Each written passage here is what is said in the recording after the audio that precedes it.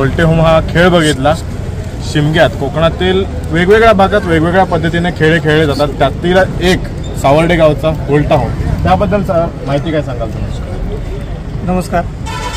श्री केदारनाथ आणि श्री वरदान यांच्या या पवित्र अशा भूमीमध्ये सावर्डे या गावामध्ये ही चालत आलेली पूर्वपरंपरा अशी परंपरा या ठिकाणी मोठ्या श्रद्धेनं आणि भावनेनं जपली जाते। वास्तविक हा खेळ हा परंपरेनुसार चालत आलेला आहे। या ठिकाणी दोन संघ, एका बाजूला संपूर्ण खोत मंडळी असते, एका बाजूला पूर्ण गावातली लोक असतात। या दोघांमध्ये हा खेळ चालतो। कोणत्याही सूड भावनेनं किंवा वैर भावनेनं हा खेळला जात नाही। एक देवाची प्रथा परंपरा चालत आलेली आहे आणि या खेळामध्ये दोन्ही संघाकडे पेटके होल्टे असतात आणि ते पेटवले जातात। ते पेटवल्यानंतर ते दोन्ही संघांना दिले जातात, ते घेतले जातात आणि त्यानंतर ढोल वाजतात। त्या वाजंत्रीमध्ये ढोलाच्या त्या तालावरती देवाची फाक मारली जाते, देवाला आळवलं जातं आणि एकमेकांवरती ते फेकले जातात। याच्यामध्ये कुठलीही वैर भावना नसते।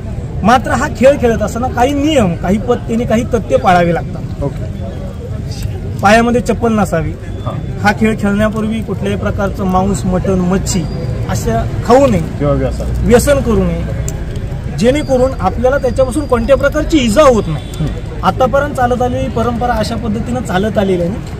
जुन्या लोकांनी, आज वयोवृद्ध लोक आपल्या बरोबर आहेत, त्यांनी सांगितलेलं आहे हे असं करून जर तुम्ही गेला तर तुम्हाला त्याचा नक्की त्रास होणार आहे। पण असं जर तुम्ही पत्ते पाळून जर गेलात आणि तुम्हाला जरी व्हलटा लागला तर त्याच्यापासून कुठल्याही स्वरूपाची इजा होत नाही।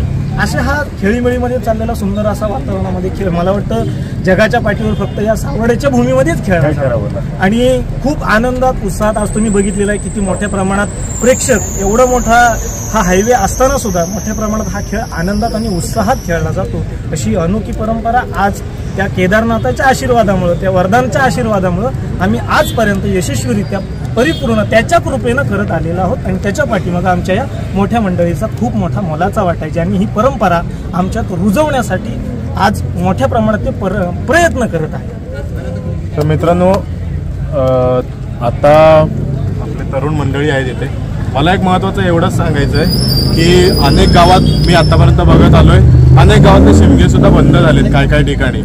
हे थोरा मोठ्यांकडनं पुढच्या पिढीमध्ये जातं ना, हेच महत्त्वाचं आणि ही मंडळी त्यांच्या पुढच्या पिढीला सांगणार आहे की आपले हे खेळ, आपले शंकासूर असेल, गोमूचा नाच असेल किंवा होल्टा होम असेल, हे आपण पुढच्या पिढीपर्यंत नेलं पाहिजे, जेणेकरून आपली कोकणातली प्रथा, परंपरा, रूढी ह्या पुढे गेल्या पाहिजेत। तर धन्यवाद साहेब, तुमच्याकडनं खूप छान माहिती भेटली।